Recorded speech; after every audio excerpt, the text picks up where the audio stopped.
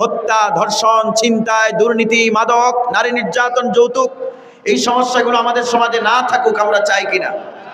চাইলে রব বলছেন এই সমস্যার সমাধান আছে কোরআনে। জোরে বলুন, সব সমস্যার সমাধান আছে কোথায়? সম্মানিত হাজিরিন, আমাদের কপাল পড়েছে। বাংলাদেশের বয়স কত? 53-54 বছর। এই 54 বছরে আমরা এক গ্রুপকে দায়িত্ব দিয়েছি, আপনারা আমাদের ইকোনমিক, সোশ্যাল, সামাজিক এবং রাষ্ট্রীয় সমস্যাগুলো, অর্থনৈতিক সমস্যাগুলো সমাধান করবেন।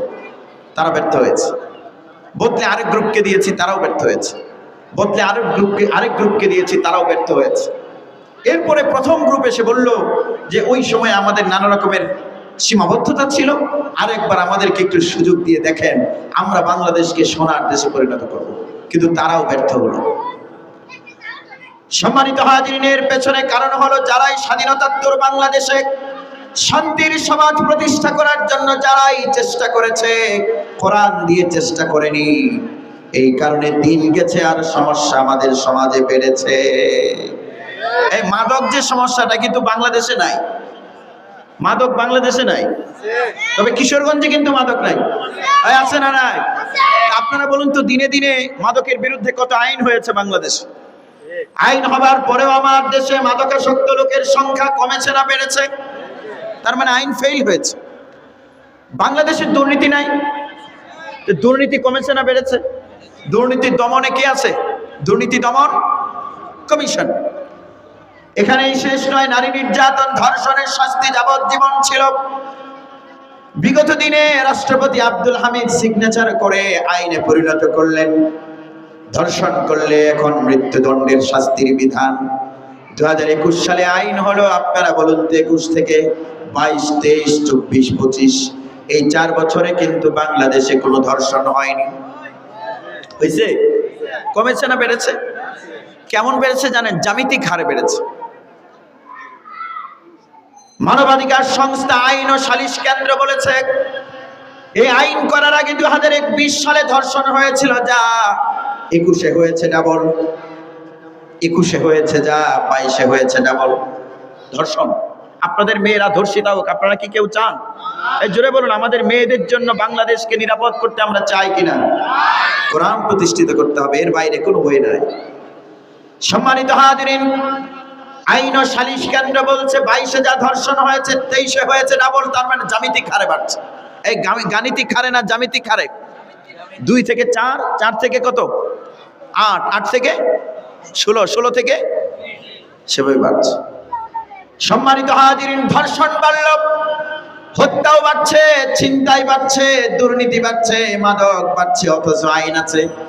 আমরা লোকবলকে দায়িত্ব দিয়েছি এগুলো কমানোর জন্য, তারা কমাতে পারছে না। আর রব্বুল আলামিন বলছেন, তোমাদের সব সমস্যার সমাধান আছে কোরআনে। এর পেছনে কারণ হলো, আমরা চেষ্টা করেছি কিন্তু কোরআনুল কারীম দিয়ে চেষ্টা করিনি বলে আমাদের সমাজ থেকে সমস্যা কমেনি, বরং দিনে দিনে বেড়েছে। আচ্ছা, এখান থেকে হোসেনপুর কোন দিকে হবে? এদিকের নাম একটু সবাই জোরে বলুন, কোন দিক? আমার ভাইয়ারা, আপনি রাস্তায় দাঁড়ালেন, হোসেনপুর যাবেন, নগুয়ার মোড়ে দাঁড়িয়েছেন, কেউ একজন আপনাকে জিজ্ঞেস করলো কোথায় যেতে চান, আপনি বললেন আমি যাব হোসেনপুর। আচ্ছা, হোসেনপুর হেঁটে গেলে কয় ঘন্টা লাগতে পারে? 1.5 ঘন্টা। কেউ কেউ বলছে 1 ঘন্টা। আচ্ছা, 1 ঘন্টা আর 1.5 ঘন্টা ইখতিলাফ হয়েছে। আপনাদের ওই যে বুড়া মানুষ যদি হেঁটে যায় তাহলে 1.5 ঘন্টা, আর জোয়ান মানুষ গেলে 1 ঘন্টা, ঝামেলা শেষ। 1.5 ঘন্টা লাগবে হোসেনপুর, বা 2 ঘন্টায় ধরলাম হেঁটে গেলে ভাইরা আমার। কিন্তু জোরে বলুন তো, হোসেনপুর কোন দিকে? আরে জোরে বলুন। আপনি নগুয়ার মোড়ে দাঁড়িয়ে জিজ্ঞেস করলেন, লোক একজন আপনাকে বলল যে পশ্চিম দিকে 2 ঘন্টা হাঁটলে হোসেনপুরের দেখা পাবেন। আপনি ওই লোককে পছন্দ করেন না, বেশভূষা, পোশাক আশাক পছন্দ হলো না। আপনি চিন্তা করলেন ওদিকে 2 ঘন্টা না হেঁটে আমি পূর্ব দিকে 4 ঘন্টা হাঁটব। আপনি বুদ্ধি করে পূর্ব দিকে 4 ঘন্টা হাঁটলেন। বলুন তো, হোসেনপুরের দেখা পাওয়ার সম্ভাবনা আছে তো নাকি? না 40 ঘন্টা হাঁটলে 400 ঘন্টা, 4 বছর। আপনি উল্টা দিকে যদি হাঁটেন, যত সময় যাবে হোসেনপুরের থেকে দূরত্ব আপনার কমবে না বাড়বে?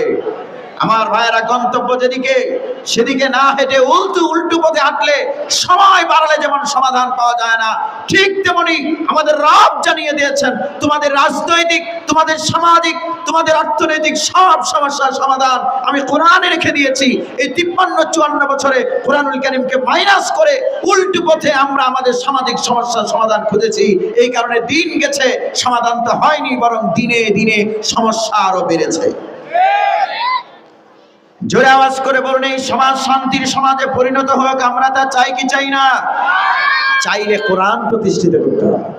এই জোরে বলুন, কি প্রতিষ্ঠিত করতে হবে? কোরআনুল কারীম প্রতিষ্ঠিত হলে সমাজ শান্তির সমাজে পরিণত হবে। আচ্ছা, আপনারা বলুন যে এই সমাজে কোরআন প্রতিষ্ঠিত হোক, আপনারা তা চান কি চান না? হ্যাঁ, চান কি না? না চাইলে আমার কোনো সমস্যা নাই। আপনাদের বাপদাদারা রক্ত দিয়েছে 1947-এ, মানুষের অধিকার, স্বাধীনতা, নিরাপত্তা প্রতিষ্ঠিত হলো না। আপনারা দিলেন 71-এ, তাও প্রতিষ্ঠিত হলো না। আবার রক্ত দেওয়ার দরকার হলো। আবার আপনাদের সন্তানরা 24-এ রক্ত দিল, বুকের তাজা রক্ত রাজপথে ঢেলে দিয়েছে। এভাবে যদি কয়বার রক্ত দেবে আপনাদের বাচ্চারা? আপনাদেরকে এটা সিদ্ধান্ত নিতে হবে। আপনারা যদি মনে করেন কোরআন প্রতিষ্ঠিত করবেন না, আবার রক্ত দেবে 50-এ, আবার 56-তে, আবার 70-এ, কয়েকদিন পর পর রাজপথে রক্ত যাবে, মানুষের অধিকার প্রতিষ্ঠিত হবে না।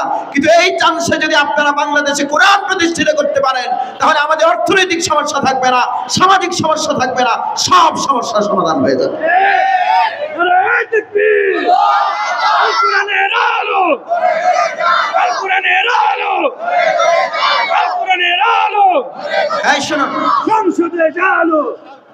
সংসদে জ্বালতে আপনারা রাজি না? আরে সব তো দেখলেন, ডানে বামে সবাইকে দায়িত্ব দিয়ে দেখলেন না? একবার কোরআনকে দিয়ে দেখুন, শান্তি প্রতিষ্ঠিত হয়ে যাবে।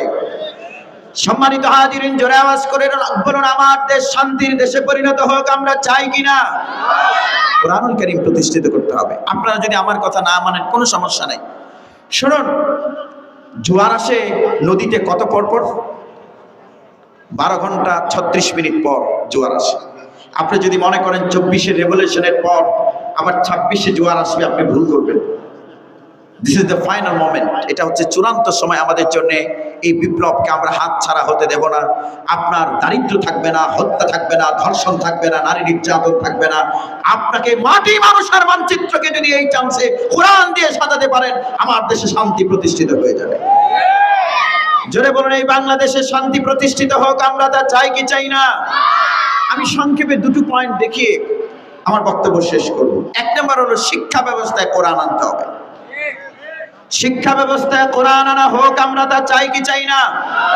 ভাইরা আমার, বিগত এই 17 বছরে আমি কাউকে কষ্ট দেওয়ার জন্য কথা বলবো না, আপনারা রাগ করবেন না। শিক্ষা ব্যবস্থাকে কি করা হয়েছিল না, ধ্বংসটা আমি একটু দেখাই না। আলিয়া মাদ্রাসা আছে না, আলিয়া মাদ্রাসার ক্লাস 9-10-এর ইংরেজি বই 2009, 10, 11 ওইসব সময় বইটা খুললে প্রথম একটা প্যাসেজ বের হতো, ম্যান ইজ ক্রিয়েটেড, মানুষকে সৃষ্টি করা হয়েছে। ইংরেজি বই। মানুষকে সৃষ্টিটা করেছেন কে বলুন তো? আল্লাহ নামে তো আসতে বললে হয়, জোরে বলুন, মানুষকে সৃষ্টি করেছেন কে? পরের লাইনে দিয়েছে আল্লাহ হিমসেলফ ইজ দ্য ক্রিয়েটর। স্রষ্টা কে? পরে আল্লাহর গুণগান, পরিচয় বিস্তারিত মাদ্রাসার বইয়ে ছিল এগুলো। আমার ভাইরা, 2 নাম্বার প্যাসেজ, মাদ্রাসার ইংরেজি বইগুলো এমন ছিল আগে। 2 নাম্বার প্যাসেজে লেখা ছিল হাদিস মিন্স স্পিচ। হাদিস মানে হলো বক্তব্য, the speech delivered from the holy mouth of Nabi Karim sallallahu alayhi wasallam is called hadith. নন টু বল টু সোল্টুর বক্তব্যকে হাদিস বলে না, মুহাম্মদ সাল্লাল্লাহু আলাইহি ওয়াসাল্লামের পবিত্র জবান দিয়ে বের হওয়া বক্তব্যকে হাদিস বলা হয়। হাদিসের পরিচয় বিস্তারিত 2 নম্বর প্যাসেজ। 3 নম্বর প্যাসেজে বলা হয়েছে the verbatim meaning of Fatiha is beginning or opening. ফাতিহা শব্দের অর্থ হলো খোলা, ফাতিহা শব্দের অর্থ হলো শুরু করা। আপনারা বলুন, কোরআন শরীফ খুললে কোন সূরাটা বের হয়? কোরআন শরীফ শুরু করলে কোন সূরা দিয়ে শুরু করি?